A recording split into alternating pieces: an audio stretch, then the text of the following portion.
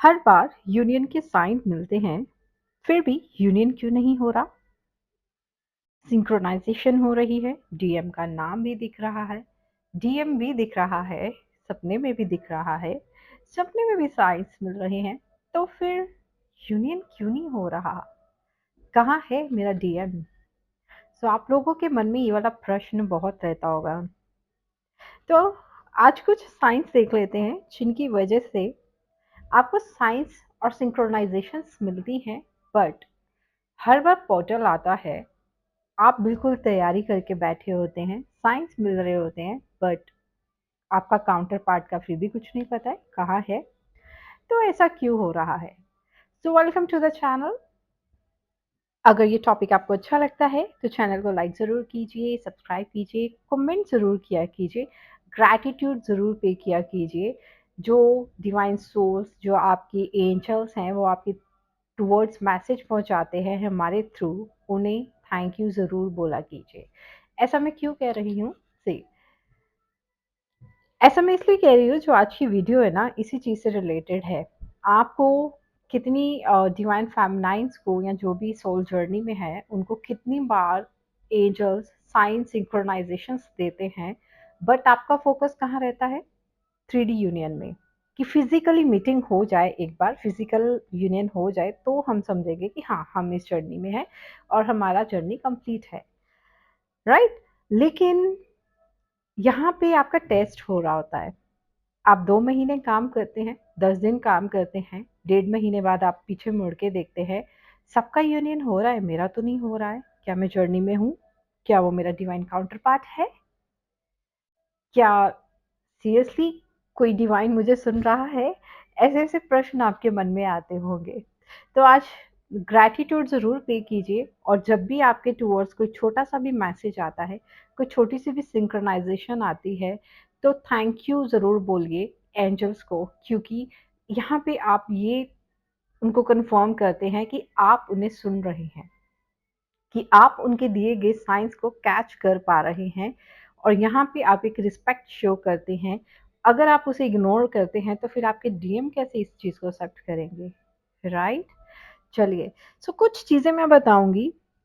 पहले आपको ये समझना है कि हर बार जो साइंस सिंक्रोनाइजेशन आपको मिलती है, उसका मतलब ये नहीं होता है कि अब तो यूनियन होने वाला है। पहले आप अपनी तरफ देखिए, क्या आप उस लेवल तक पहुंच चुके हैं? क्या आपने थर्ड आई को टच कर लिया है? क्या आप अपनी लाइफ में डिसिप्लिन और रेगुलरिटी ले आए हैं? क्या आपको जो पर्पस दिया गया है, क्या आपने वो पूरा किया है? ये सब अगर आप कर रहे हैं तो यस, आप यूनियन के हकदार हैं। अदरवाइज हर बार हर पोर्टल पे आपको यूनियन के साइंस इसलिए दिए जाते हैं कि आपको एंजल्स की तरफ से कंफर्मेशन दिया जाता है कि yes, that person is your divine counterpart and you are on the right track, and follow the steps given by your coach, or your listen to your inner intuition। ठीक है? सो काफ़ी लंबी डांट हो गई। चलिए बात करते हैं। हाँ जी, तो क्या है कि जितने भी ट्रू ट्विन फ्लेम हैं, आपको ये समझना है कि एक्सेप्ट करना है कि यस, आप इस जर्नी में हो। Yes, you are a twin flame. You have to accept this. आप जो कंफ्यूज रहते हो ना, 2-2 साल, 5-5 साल, 8-8 साल, क्या मैं हूँ, क्या नहीं हूँ, क्या मैंने तो काम कर लिया, मेरा डीएम, मेरा काउंटर पार्ट आया नहीं। तो आपको ये सब से बाहर निकलना है। आपका फोकस वहाँ नहीं होना चाहिए कि मैंने, देखिए डिवाइन, मैंने इतने महीने इनर वर्क किया है, अब कहाँ है मेरा डीएम, बताइए। नो, श्री कृष्ण जी भी कहते हैं, कर्म करो और फल की इच्छा मत करो। अब आप देखिए कि भगवान जो हैं, उनके ही सब अंश है ये इंसान। उनमें से तो मतलब मैं कहती हूँ 92% लोगों को यही नहीं पता कि भगवान एग्जिस्ट करते भी हैं, राइट? वो नहीं जानते हैं कि भगवान जैसी कोई चीज़ भी होती है। तो आप मतलब हम ये तो फिर हमारा एक क्रिएशन है। तो मतलब जब भगवान की इतनी सारी क्रिएशंस उन्हें नहीं पहचान पा रही, तो आपका काउंटर पार्ट जो है वो मतलब, फिर आप बताइए आप कहाँ स्टैंड करते हैं? फिर भी आपको सपोर्ट किया जाता है, आपको एंजल्स दिए जाते हैं जो आपको गाइडेंस देते हैं, तो फटाफट से जान लेते हैं। ओके, किन कारणों की वजह से आप लोग यूनियन के पास आते-आते भी फिर पीछे रह जाते हैं। कुछ कारण जानते हैं, मैंने इनको डिवाइड किया है। ऑथेंटिक सेल्फ मतलब आप अपनी ट्रू ऑथेंटिक सेल्फ, आपकी ट्रू सेल्फ को एक्सेप्ट नहीं करते हैं। मतलब आपको 2 साल हो गए, 3 साल हो गए, 5 साल हो गए, but you are not accepting your true authentic self. You are not accepting you as a twin flame. Means यहाँ पे आप क्लेम नहीं कर रहे हैं, बार-बार कन्फ्यूज़ होते हैं। अब यहाँ पे आप में से कुछ लोगों का कसूर भी नहीं हो सकता है। यहाँ पे आप अपने प्लैनेटरी चेंजेस देखिए कुंडली में, हो सकता है आप में से कुछ लोगों की राहु महादशा चल रही है। उसकी वजह से क्या होता है, आपको कन्फ्यूजन होती है। आप ड्युअलिटी में रहते हैं, राहु कन्फ्यूज करता है, एक डिसीजन नहीं लेने देता। आप कन्फ्यूज होते हैं कि यही मेरा काउंटर पार्ट है या नहीं। अब यहाँ ऑथेंटिक सेल्फ की बात आ रही है, तो आप कन्फ्यूज होते हैं कि मैं 3D में रहूं या 5D में जाऊं, मैं किसको चूज करूं। आप बीच में लटक जाते हैं। हाँ, ना आप 3D के पूरे हो पाते हैं, ना आप 5D में जा पाते हैं, आप बीच में लटक जाते हैं। क्यों ऐसा होता है? क्योंकि there is no discipline, there is no regularity in your inner work and there is no acceptance of this journey. पहले आप एक्सेप्ट ही नहीं कर पा रहे हो। ठीक है, तो ट्रू ऑथेंटिक सेल्फ क्या है? यहाँ पे आपको ये नहीं बोला जा रहा कि सब कुछ छोड़ छाड़ के बाबा बन जाओ। ठीक है, यहाँ पे ये बोला जा रहा है कि अपनी लाइफ में एक सिस्टम बनाओ, एक स्केड्यूल बनाओ। अब आप लोग क्या करते हैं? अब मान लो कि प्रोफेशन भी है अगर आप लोगों का, तो आपकी राहु महादशा चल रही है, तो आप कंफ्यूज रहते हैं कि मैं ये प्रोफेशन चूज करूं कि वो करूं, मैं ये करूं और वो करूं। आप एक को पकड़ते हो, दूसरा हाथ से छूट जाता है, दूसरा पकड़ते हो, पहले वाला हाथ से छूट जाता है। तो you need to create a schedule, एक प्रॉपर शेड्यूल बनाने की ज़रूरत है। एक डिसिप्लिन में आपको आना ही पड़ेगा, क्योंकि आपकी जर्नी कोई नॉर्मल इंसानों की नहीं है। 3D के लोग नॉर्मल हैं, वो अभी इस जर्नी में नहीं है। उनको बस यही लगता है कि हाँ, हमारा लाइफ यही होता है, हमने पैदा होना है, शादी करनी है, घर बनाना है, बच्चे बनाने हैं, देन जाना है। लेकिन आपका काम थोड़ा अलग है उनसे, इसलिए आप उनके बीच में सर्वाइव नहीं कर पाते हो। फिर आप 5D में कनेक्शन नहीं स्ट्रॉन्ग बना पाते हो, वहाँ आप कंफ्यूज होते हो। तो ये वहाँ पे ये थोड़े आप अपनी ऑथेंटिक सेल्फ में नहीं आ रहे हो, इसलिए आपको जो है यूनियन के पास आते आते भी आप पीछे रह जाते हो। और उसका इफेक्ट कहाँ होता है? आपके काउंटर पार्ट पे, वो तो आपको मिरर कर रहा है। राइट, अब दूसरी चीज जान लेते हैं, एनर्जी लीकेज। हो सकता है आप अपनी एनर्जी लीक करते हैं, आप 2 महीने 3 महीने काम करते हैं, फिर आपके अंदर एक ओवर कॉन्फिडेंस आता है कि मैंने तो बहुत इनर वर्क कर लिया है। राइट, आप एनर्जी लीक करते हैं, आप फिर से वही पैटर्न में आ जाते हैं, आप गॉसिप करते हैं, आपके अंदर ईगो आती है, स्पिरिचुअल ईगो आती है, या आप की तरफ लोग, अगर आपका ऑरा स्ट्रांग हो गया है, दूसरे लोग आपकी तरफ अट्रैक्ट होते हैं, तो वहाँ पे आपका एनर्जी लीकेज होता है। सो आपको अपना ऑरा लॉक करके रखना है, अपनी एनर्जी को प्रोटेक्ट करके यहाँ पे रखना है। ठीक है, अब आप अपनी बातें दूसरों से शेयर करते हैं, आप इस जर्नी के बारे में दूसरे दोस्तों से गॉसिप करते हैं, तो आपको वो नहीं करना है। आपको अपनी एनर्जी को लॉक करके रखना है, अपना ऑरा प्रोटेक्ट करके रखना है।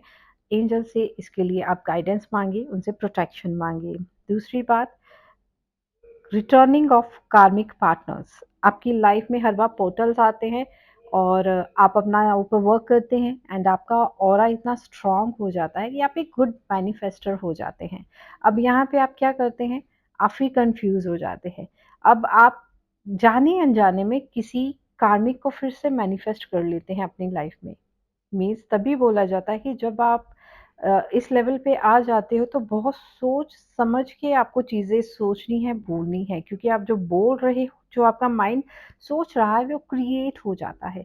यहाँ पे आप देखेंगे कि हर पोर्टल पे आपकी लाइफ में आपके कोई पुराने सोलमेट्स या पुराने कार्मिक्स आना शुरू हो जाते हैं। वो क्यों आते हैं? वहाँ पे 2 रीज़न्स हैं। एक रीज़न ये है कि आप मैनिफेस्ट कर रहे हैं। आपने उनके बारे में सोचा, आप कन्फ्यूज़ हुए, वो आ गए, और फिर आप कन्फ्यूज़ हो जाते हैं कि कहीं यही तो मेरा काउंटर पार्ट नहीं है, कहीं यही तो मेरा ट्विन फ्लेम नहीं है।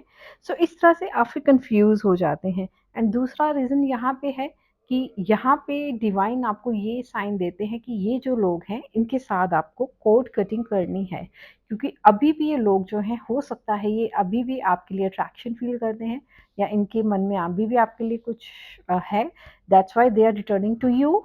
ओके, सो यहाँ पे ये दो चीज़ें हो जाती हैं कि आपका जो पेंडिंग जो कार्मास है या जो रिटर्निंग कार्मिक सोलमेट्स हैं वो आपकी लाइफ में आते हैं, ये आपका डिवाइनल टेस्ट भी होता है और आपको कॉन्शियस रह के चूज़ करना होता है राइट थिंग। यहीं पे आके आप गलती कर देते हैं, आप फिर तीसरे पर्सन को एंटरटेन करते हैं और उधर आपका पार्टनर आपको मिरर करता है, राइट। चलिए नेक्स्ट बात कर लेते हैं। ओके, सो राहु महादशा को मैंने यहाँ लिया है। आप में से काफ़ी लोगों की कुंडली में देखेंगे तो राहु महादशा चल रही होगी, जिसकी वजह से आप ड्युअलिटी में रहते हैं, अपनी ऑथेंटिक सेल्फ में नहीं आ पाते। यहाँ पे आपको एंजल्स की तरफ से बार-बार गाइडेंस दी जाती है, do your soul purpose, do your soul purpose, और आप कन्फ्यूज़ रहते हैं कि हमारा काउंटर पार्ट जब आएगा हम तभी सोल पर्पस करेंगे या कब करेंगे, ऐसी कन्फ्यूजन रहती है। ना आप अपनी प्रेजेंट जॉब में फ़ोकस कर पाते हैं, ना आप अपने स्पिरिचुअल वर्क में फ़ोकस कर पाते हैं। सो यहाँ पे डिवाइन से, एंजल से गाइडेंस माँगिए, ओके? और राहु की महादशा चल रही है तो ओम रम राहवे नमः का मंत्र जाप आप कीजिए। राहु देव से प्रार्थना कीजिए ताकि जो राहु के, क्योंकि राहु की महादशा जो है ना, अगर आप उसको कंट्रोल कंट्रोल तो हम नहीं कर सकते, अगर आप उनसे प्रार्थना करते हैं तो आपको उसके पॉजिटिव रिजल्ट्स ही मिलते हैं, ठीक है। सो आपको ये चीज़ करनी है, ठीक है। अब यहाँ पे क्या होता है, आपको घर से रिश्ते, घर वाले रिश्ते लेके आते हैं या बहुत सारी ऑप्शंस आनी शुरू हो जाती हैं, आप थोड़ी कंफ्यूज हो जाते हैं कि किसे चूज़ करूँ, कार्मिक को, सोलमेट को या किसको। सो यहाँ पे राहु महादशा जो है इसको शांत करने के लिए, आपकी ड्युअलिटी है अगर आपकी नेचर में, तो उसे सिंगुलैरिटी में लाने के लिए आप जो है उनका जाप कर सकते हैं, ठीक है। अब नेक्स्ट लास्ट ले लेते हैं साइकिक अटैक्स। अब आप पे कई तरह के यूनियन होने से पहले साइकिक अटैक होते हैं, ठीक है। आपने इतना इनर वर्क किया, आपने बहुत कुछ किया, फिर आप पे साइकिक अटैक हो जाता है और आपकी वर्क प्लेस से हो जाएगा, आपकी सोसाइटी में हो जाएगा, आपके घर में हो जाएगा। आपने वर्क किया है तो आपने खुद को प्रोटेक्ट किया है, आप पे चलो इफेक्ट नहीं आ रहा है तो आपके घर वालों पे या आपके आसपास एनवायरनमेंट में किसी को प्रोवोक किया जाएगा, ठीक है, ताकि किसी तरह से आप लोअर एनर्जीज में आ सको। तो आपको इंटेलिजेंटली, स्मार्टली उस चीज़ को समझना है कि ये मेरे पे साइकिक अटैक हो रहा है या ये डिवाइनल टेस्ट हो रहा है, वॉटएवर, ठीक है। इस तरह से आपको अपनी एनर्जीज को अच्छे से लॉक करना है एंड अच्छे से कॉन्शियस होके समझदारी से जर्नी में आगे चलना है। अब आपको ये सब चीज़ें कैसे मैनेज करनी है यूनियन के लिए, 3 मंथ्स, 3 to 6 मंथ आपको 7 चक्रा हीलिंग करनी है, रेगुलर, इन डिसिप्लिन, डिसिप्लिन और रेगुलरिटी में आना है, हाई वाइब्रेशन को मेंटेन रखना है। डिवाइनल टेस्ट आ रहे हैं, साइकिक अटैक्स आ रहे हैं, वॉटएवर, उनको अकॉर्डिंगली मैनेज करना है। तभी आपको बोला जाता है अपने काउंटर पार्ट को प्रोटेक्शन दीजिए, क्योंकि आपने खुद को तो प्रोटेक्शन दे दी, आप तो सही हैं, बट यूनियन होने वाला है, आपको साइन भी मिल रहे हैं, बट उधर आपका काउंटर पार्ट जो है उस पर अटैक हो जाता है। इट मीन्स वो लोअर वाइब्रेशन में और चले जाते हैं, मीन्स उनका ध्यान आपसे हट जाता है, फिर आपका जो सप्रेशन है वो एक्सटेंड हो जाता है, ठीक है।